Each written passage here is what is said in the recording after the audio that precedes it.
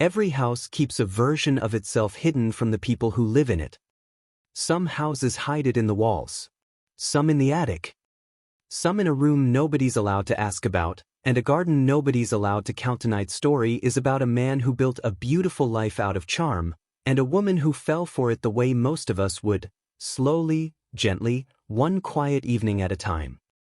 She didn't see the foundation underneath it. You won't either. Not yet. Ask yourself this before we begin. If someone loved you perfectly, said the right things, remembered the right details, never once made you feel small, would you stop to ask where he learned how to do that so well? This is the Hollow Hour. I am your Greg Chappel. This is Roses Under Blackwood Manor. Part 1. The gala raised $400,000 for the Chicago Children's Literacy Fund, and Ethan Vale wrote the largest check of the night without being asked to.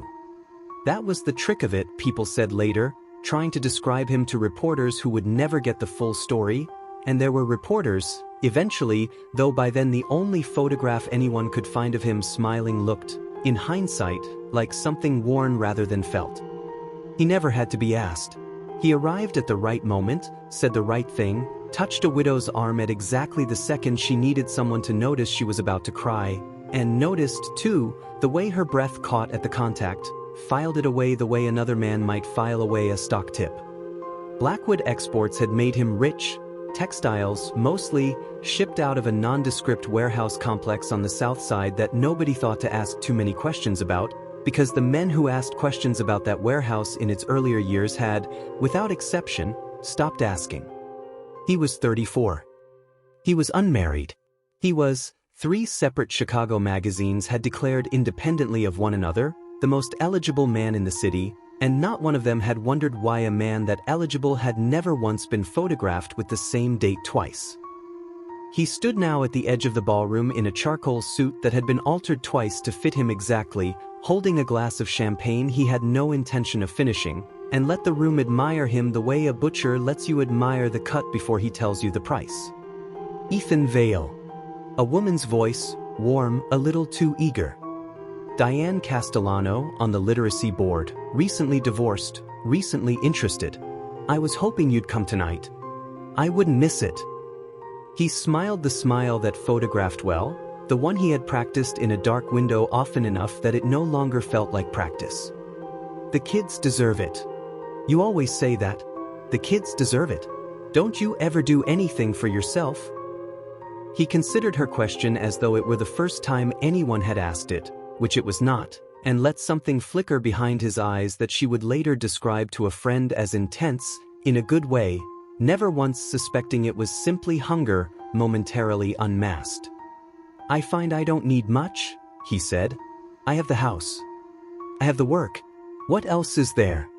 It was the kind of answer that made women want to fix him, to be the thing he hadn't known he needed, and Diane's expression did the thing he expected it to do, softened, recalibrated, filed him away as a project for later, the way a deer files away the sound of something moving in the brush as probably wind. He excused himself before she could suggest a dinner. He was good at leaving before the obligation set in. He was good, above all things, at being gone before anyone thought to ask where. By 11 he was in his car, alone, the city sliding past the windows in smears of light, and by midnight he was home, and somewhere in the 40 minutes between the two, his face had stopped performing anything at all, had gone still and flat in the dark glass, a man resting between shifts. Home was Blackwood Manor, 40 minutes north of the city, a Tudor revival house built in 1920 by a meatpacking fortune that had since collapsed into nothing, bought by Ethan 11 years ago for less than its land was worth, because nobody wanted a house with that many bad stories attached to it, and fewer still wanted to ask what new stories a man might add to a foundation already comfortable with blood. He liked that nobody wanted it. He liked the iron gate that took a code only he and the groundskeeper knew. He liked the fact that the nearest neighbor was a mile and a half away through trees that didn't lose their privacy even in winter, since half of them were pine, close enough that the cold carried no sound at all worth carrying. He didn't go inside right away. He walked instead through the side gate to the garden, the winter garden, his housekeeper called it, though there had never officially been a gardener's name for that particular plot, just rows of white rose bushes that Ethan had planted himself, one at a time, over 11 years, each one exactly 4 feet from the last, each one mulched and pruned and fed with a particular care he extended to nothing else in his life except, eventually, Claire, and even that care, if anyone had thought to compare the two, ran along exactly the same lines. Deep roots, careful feeding, and a hole dug first, always, before anything was ever planted. He crouched by the newest one. Bare branches in the January cold, wrapped in burlap for the winter, waiting, the soil beneath it not yet settled the way the older rows had settled, still holding the loose, recently turned look of ground that hadn't finished deciding what it was going to do with what was under it. Soon, he said, to no one, to the dirt, to the thing underneath it, and his voice, when he said it, had none of the warmth he'd spent all night handing out for free. Then he went inside, and climbed the stairs, and did not go to the highest room, because Vincent would already be awake.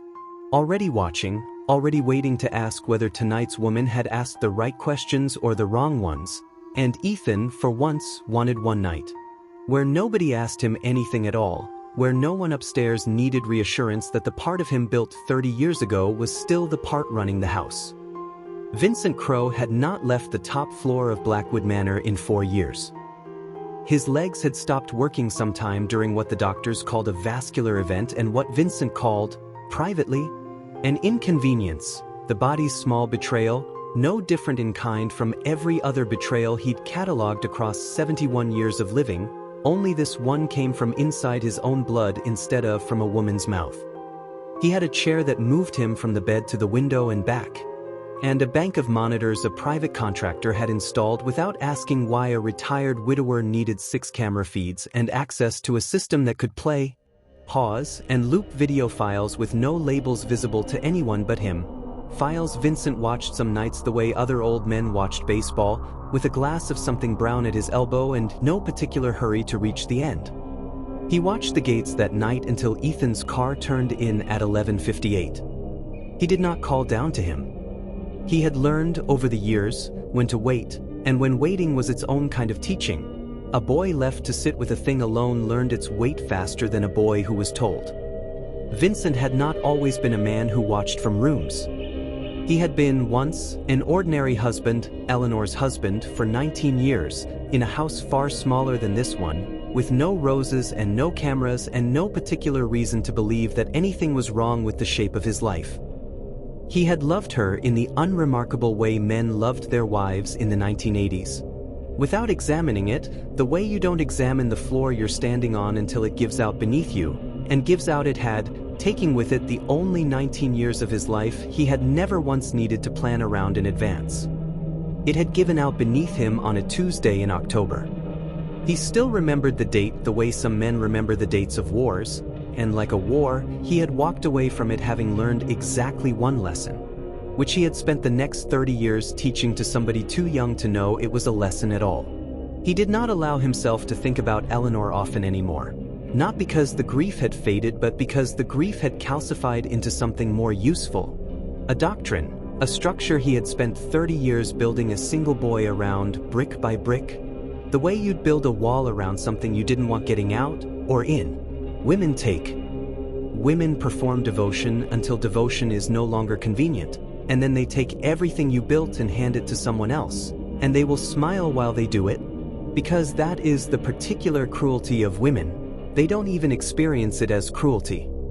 They experience it as simply taking what was always theirs. And the only answer to that, Vincent had decided somewhere around year 3 of his grief, the only answer that actually held was to make sure the taking never happened twice, to make the ending permanent and his and final before anyone else got the chance to walk away first. He had said some version of that sentence to Daniel, to Ethan, more nights than he could count, across more than 20 years, in tones ranging from gentle to savage, until the sentence stopped being something Vincent said and became something Ethan simply knew, the way you know which way is up, and just as instinctively, just as wordlessly, the boy had absorbed the rest of it too, the parts Vincent never had to say aloud at all, because by the time Ethan was 20 the lesson had grown its own roots and no longer needed tending. It was, Vincent thought, his only successful work. He had been an actuary for 31 years, calculating risk for an insurance firm that had long since been absorbed into a larger one and forgotten his name. Nobody remembered his tables, his projections, his decades of careful, correct math, the irony being that the only true thing he had ever built, the only structure that had outlasted him in any real sense, was buried in a garden under a name that wasn't on any insurance table at all. But Ethan they would remember. Ethan was in magazines. Vincent watched the bedroom monitor until the light under Ethan's door went dark, and only then did he allow himself to wonder, with a small cold dread he never spoke aloud, whether the woman from the bookstore was different from the others, whether Ethan's recent quietness, his recent distraction, his sudden interest in walking instead of driving, in talking instead of performing, meant that something Vincent had spent 20 years building was developing a flaw. A soft place in concrete that should have set hard years ago. Soon I'll need to meet her, he thought, and wheeled himself back toward the window, where the garden lay dark and orderly below, 11 years of roses asleep under the snow, each row a little taller than the cameras could show him clearly. And that too, he noted, the way he noted everything. A thing to correct, eventually, once he understood exactly what he was correcting it for. Claire Donovan had a system for the used bookstore that her manager, Will, called obsessive, and Claire called correct. Fiction was shelved by emotional temperature rather than strictly by author, a deliberate, private heresy she'd never admitted to a customer, so that Rebecca sat near Jane Eyre not because of any alphabetical logic but because anyone who loved one would probably need the other eventually, would need to be warned, in some oblique shelf-adjacent way, that the men in both books were not what the first 100 pages promised. She knew the store's 11,000 volumes the way some people knew family members, where they were weak, where they'd been hurt, which ones nobody ever asked for and which ones she privately hoped someone would buy before she grew too attached to keep them on the shelf at all. She was 28. She had been engaged once, to a man named Marcus who managed a hedge fund and who had, over 2 years, slowly made every decision in the relationship feel like it had already been made before she arrived. Restaurants, vacations, the eventual house they'd obviously buy in the suburb he'd already chosen. She had not noticed the absence of her own preferences until the week before the wedding, when she tried to picture her actual life 5 years on and found she couldn't see herself in it at all. Only him and his version of her, smiling in photos she hadn't taken, standing in rooms she hadn't chosen, becoming, slowly and with her own cooperation, a woman who had stopped existing anywhere except in his account of her. She'd called it off 11 days before the wedding. Her mother had not forgiven her for the deposit on the venue. Claire had decided, with the particular clarity of a person who has just escaped something, that she would rather be poor and unmarried and certain of her own opinions than comfortable and erased, and she had believed, with the same clarity, that she would recognize erasure the next time it came for her, having now seen its shape once up close. This was, she would think much later, in a room with no windows, an excellent policy that had done her exactly no good at all against a man patient enough to erase her 1 inch at a time, in increments too small to register as theft. He came into the store on a Tuesday in November, during the kind of rain that made the whole city smell like wet stone, and bought 4 books, a falling-apart paperback of The Count of Monte Cristo, a hardcover biography of a Polish resistance fighter, a collection of Neruda translated badly by someone clearly not a poet, and, this was the detail that caught her, a children's book about a fox who couldn't find its way home. "That last one's not really in your price range of interest," she said, nodding at the rest of the pile. "It's not for me." He didn't elaborate and didn't perform an explanation either, which she noticed, because most men over-explained themselves to her on instinct, assuming she needed the context to be impressed. "I just like the cover." "That's it? You just like the cover? Is there a wrong reason to buy a book?" She rang him up without smiling, which she would later admit to Priya had been at least 40% of why she found herself thinking about him 3 days later. That he hadn't tried to make her smile, hadn't fished for it, hadn't treated her flat effect as a puzzle to solve. He'd simply paid, said thank you, and left into the rain without an umbrella. The fox book tucked carefully inside his coat so it wouldn't get wet, cradled with a tenderness she wouldn't let herself examine too closely until it was far too late to matter. She didn't see him again for 2 weeks. She noticed, with some private irritation at herself, that she'd kept an eye on the door more than usual in the meantime, never once imagining that the door was being watched right back from a parked car across the street, on 3 of those 14 nights. He came back on a Saturday, ostensibly for another book, the kind of restraint that told Claire he was deliberately not rushing, which she registered as either admirable patience or a controlled performance of patience, and filed the question away without resolving it, never once landing on the third option, which was that the restraint cost him nothing at all, because he had already decided how this was going to go and had nothing but time. "Did the fox find its way home?" she asked before he'd said anything. He looked up, surprised into something that wasn't quite a smile. "I gave it to my housekeeper's granddaughter. I imagine the fox's fate is now entirely her business." "That's a non-answer. I'm told I give a lot of those." "Who told you that?" A pause, small, almost nothing. But Claire would remember it later as the first crack she'd seen in him, the first half-second where something underneath the surface showed before he smoothed it back over, like a held breath she hadn't realized he'd been holding until it stopped. "No one important," he said, and the word important did a great deal of quiet work she had no way yet of measuring. They talked for 40 minutes that Saturday, about nothing, the Narrated translation's specific failures, whether the Count of Monte Cristo was actually a revenge story or a story about a man slowly discovering revenge wasn't what he wanted, whether Chicago winters were getting worse or whether that was just what everyone said every year forever. He didn't mention Blackwood exports. He didn't mention the gala or Diane Castellano or his net worth or any of the things that had made 3 magazines independently decide he was a man worth profiling.